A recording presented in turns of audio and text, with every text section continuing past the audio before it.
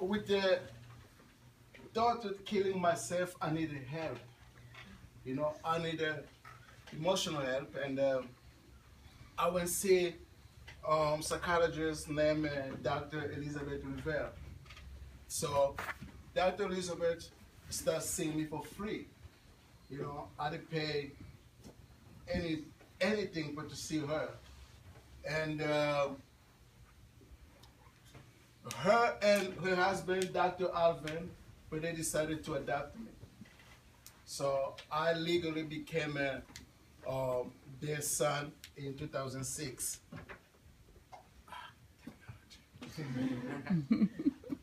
um, same morning.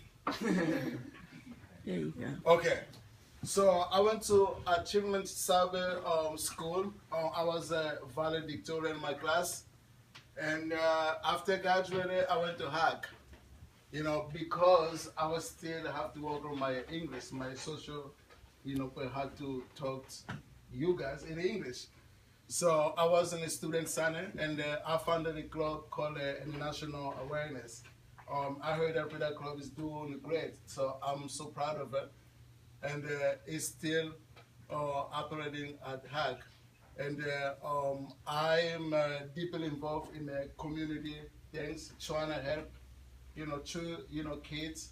I work with an organization called Holy Chicken, vegan working with the chicken, so, that's something wrong, right? So, but we feed the kids, but we give them a winter clothes, but we help them out with the school, the homework, all those things. Most of these kids, but the parents or mom in prison, dad is in prison. So we help them here in York, Pennsylvania. So for doing that, the mayor of York recognized my work, and they gave me an award at the Emmanuel Church in 2008. And in 2012, that's when I founded the Mary Makaya Foundation. But the foundation, remember the 15% of the Congolese children are orphans. So we try to fix like a school project. So my brother just show us. Our goal is to build a school in the hospital in the Congo for orphans. So the Mary Makaya Foundation is operating now. So we are working to build these things. But what we're doing now, we're raising money. To do these things, it costs a lot of money. So that's what we're trying to do. I'm a senior at the York College. I think for you guys are smart because I heard a lot of you take courses at York before you graduate. So you guys are extremely smart. I know it because I know how your college is. You have to be smart in your college. So, yes, I am a senior. I love it. I love being in your college. Great people, great professors. Remember Professor Scott. So, and I am in political science and international relation major, and I was. My grade was so good in my department, and then I was inducted in the political science honor society this year. So it's a club or only few people who can join. That's kind of club. So it's kind of amazing. And I'm fluent with the 5 different languages. Remember in the Congo we speak 242 languages. And I'm gonna tell you something, on each languages. Kikongo is the language we speak in my tribe. In Kikongo, I can say, Kumbwange Nani, meaning that, what is your name? In French, I can say, Comment tu t'appelles? Except in French, that if the guy is older than you, if a person for you talking to is older than you, for you say vous because that's sign of respect. But if I'm talking, dude like him, I just say, comment tu t'appelles, dude. Right? So in English, we said, how say comment tu t'appelles in English? How say comment tu t'appelles in English? What is your name? Yes. So he speaks French now. What about you? How say comment tu t'appelles in English? What's your name? Wow. Are you from France? Okay. So another one is a Lingala. Lingala, for we say Kombo na yo nani. Can you say Kombo na yo nani? Kombo na yo nani.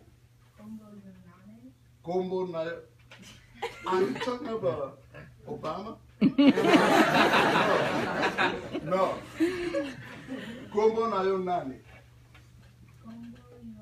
You got it. Ah, thank God.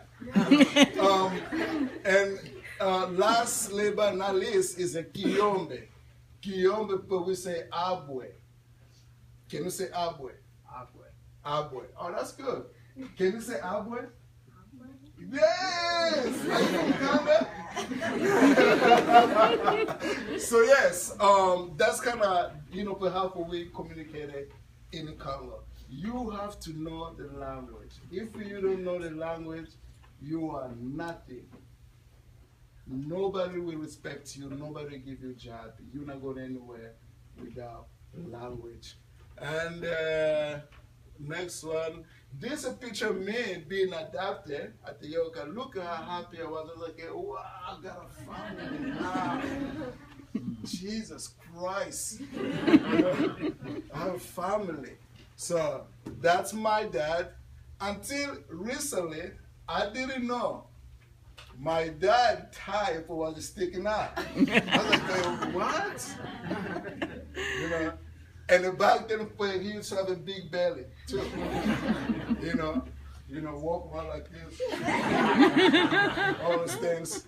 So yeah, that's a judge. I mean, but the happiest person in the room was a judge. I was like, dude, why are you so happy? What's going on here? So that's me being adopted. And I play soccer, like I said. I love football. I love football. I play football. Look how serious my face was. With ball, just me and ball. I've been in a lot of York championship team, all that kind of stuff. I was going to play for York College, but I was a little too old to play college ball. Remember, I'm 28. But York College, a lot of people were like 20s. You don't want to have a senior citizen playing soccer, right? You don't want that. And I do judo. I'm a brown belt at the judo. That's me being thrown. But that move is called Yiza Guruma. I mean, if you don't know how to fall, if you don't know how to do judo, if I do not move to you, let me guess, you will break your back, for you might break your neck, and for you will hit your head and open scars. You break your whole body just for that move. It's extremely dangerous. Don't try at home. So I went to competition and finally I choke somebody. You're thinking, right, Makaya, what's taking you long to choke somebody? Finally, I'm choking Logan. Look how red his face is. I was like, okay, I got you now. So I won that competition. That was great. I live in a farm. I love animals. Remember vegan? I love all. Remember, in Congo, when a snake comes to your house, you move. Everybody left the house. Because you never know. It might be black mamba. You see? But I'm living with a snake as we speak. I have a snake in my bedroom having babies. You see? So, I love animals. These llamas. This guy's name is Dali, and the other one is Dali Lama. Perfect names. So they are my pets. And this picture of me being inducted with the Honor Society. And then I was happy. It was great. As you can see, at your college is the best college ever because I'm there. Don't tell anyone. Right? So here's the foundation website. Our website is marymambomakaya.foundation.org. But we have that in the honor. The name is to honor my late mother. So we are building an orphanage in Congo, as I said. This is how kids go to school in so many places. They go to school outdoor. You know, no bathroom, no lunchroom, no nothing. You just show up. And the parents are paying for to go to school outdoor. See? So this is what we're doing in Congo. I'm going to save it this time, so I'm sure you have questions for me. So I'm going to save it this time, so you can ask me anything. Remember, forget about your teacher being in the room. This is conversation between you and I. All right? This is between us talking, because you are the future. I'm talking to the future. This is my dream coming true, talking to the future. I've never done this before. I told you some things I never said to anyone. See? So I'm sure all of you is going to do great. 10 years from now, you're going to be out there working in NGOs, getting involved in the world. You were born in the United States, but you are a citizen of the world. This is your world. What happened in Sri Lanka concerning you?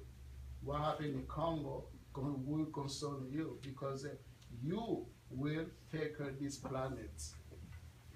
It is your planet, it is your world. U.S. senators, every day they wake up in the morning, they look themselves in the mirror. They see the President of the United States. Just imagine, you wake up every morning thinking that you are the President of the United States, talking to people like that. You acting like you're President. You too must have that level of confidence in yourself. You know, and be courageous. You know, believing in justice, because the justice is how love looks like in the public. All right? I came from Congo. I'm telling my story. So you have a chance to ask me some questions, and I'm going to leave the floor to you. Don't be shy. Ask me anything you want to ask me. So you have the floor. Yes? Can you, what would happen if you were to go back to the Congo? Like a statute of limitations there, or? If I go back in the Congo, I will be arrested. I'll be arrested and put in a prison, and I will pass will be killed. Yeah, so because the political studies for what's going on in Congo, it's dangerous for me to go back in the Congo as we speak. I came to the United States, I asked asylum. U.S. government have not given me asylum yet. So I am in a watch, in a deportation row. With the immigration, I don't know if you guys were following, the U.S. government can deport me back in the Congo any second. That's how dangerous things are for me. So I can't go back in the Congo. When you were growing up, were you afraid of the things that were happening in your country? That's a great question. You see, when you were born with the privilege, your outside view of what's going on in the country is a little bit sheltered in a way. Your parents protect us from seeing what was happening in Congo. See, I learned more about Congo living in the United States. I see how suffering people